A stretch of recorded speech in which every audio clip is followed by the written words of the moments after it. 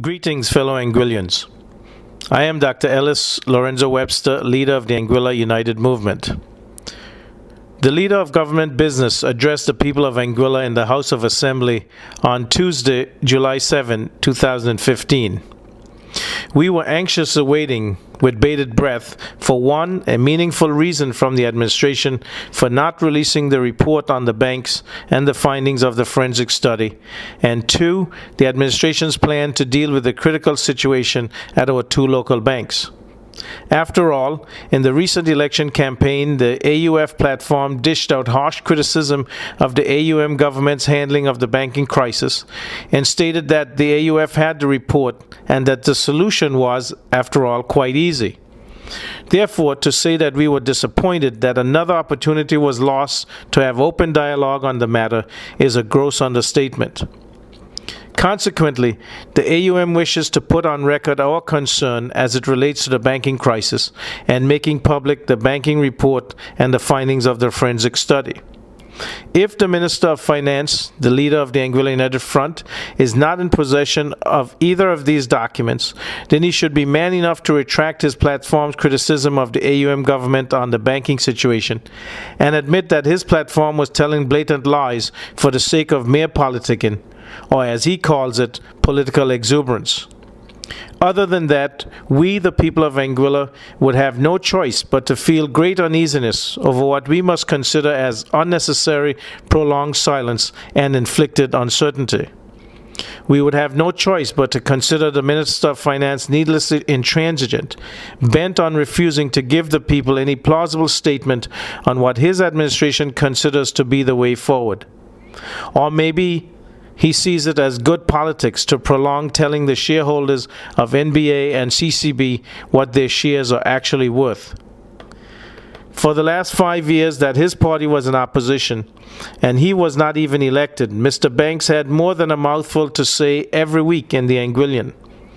What are we to make of his strange silence and evasive tactics now that his party is in government and he is both the leader of government business as well as the Minister of Finance?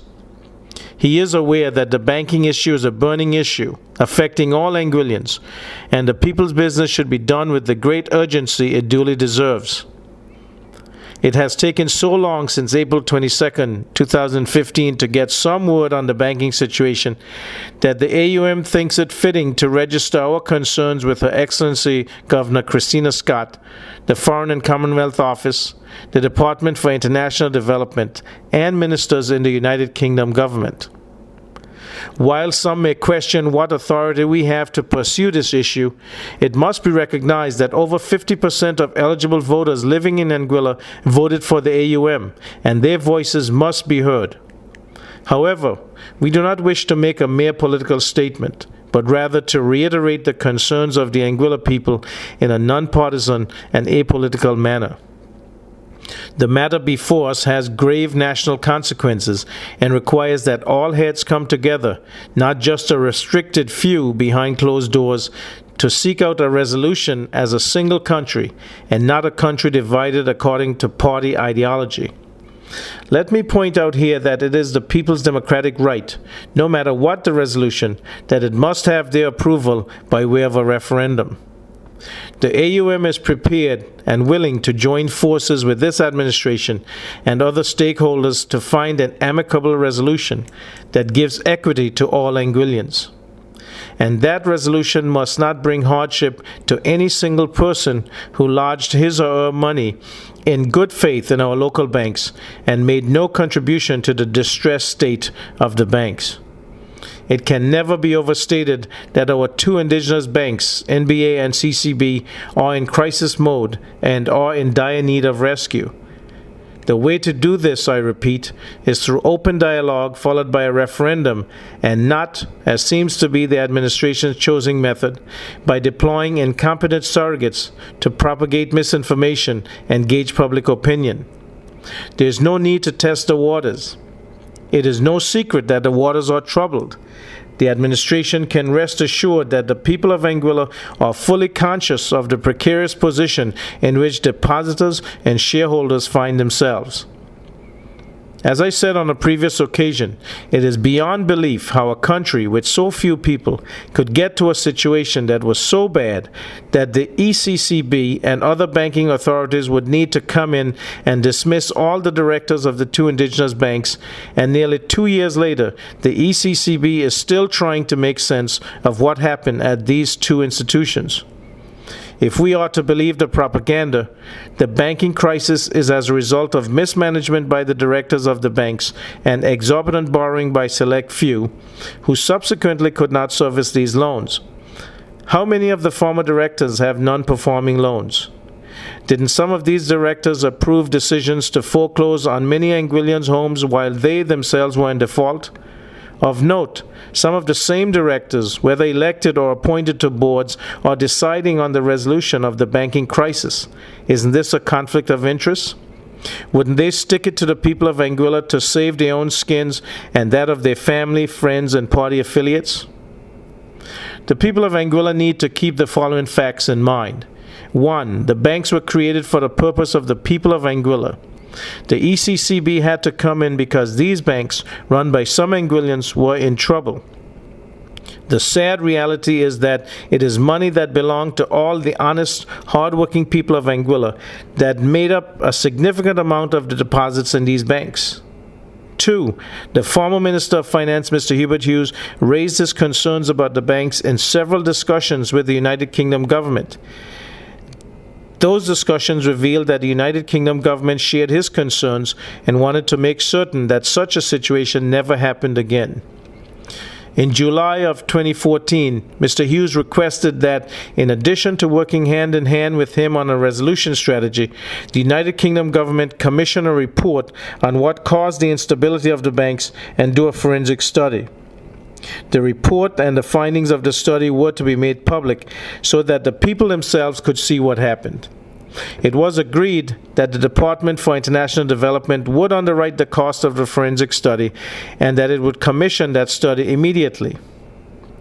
On this premise, as leader of the Anguilla United Movement, I want it to be known that we deem it imperative that the present administration make the report on the banks and the findings of the forensic study available to the people of Anguilla. This is too grave a matter to be manipulated by one administration succeeding the next. This is a moral issue. Besides that, this is a matter of good governance.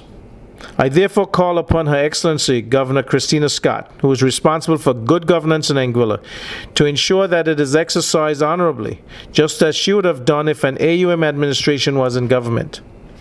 We call on all our social partners, civil society, youth groups, women's organizations, the churches, the Anguilla Christian Council, and the Evangelical Association to make the input in a meaningful, constructive dialogue on this issue. The voice of the church needs to be heard on this moral issue as it was prior to the general election. The people must know what they face, and they must have a choice. As shown in Scotland and recently in Greece, the collective will of the people must be determined by referendum.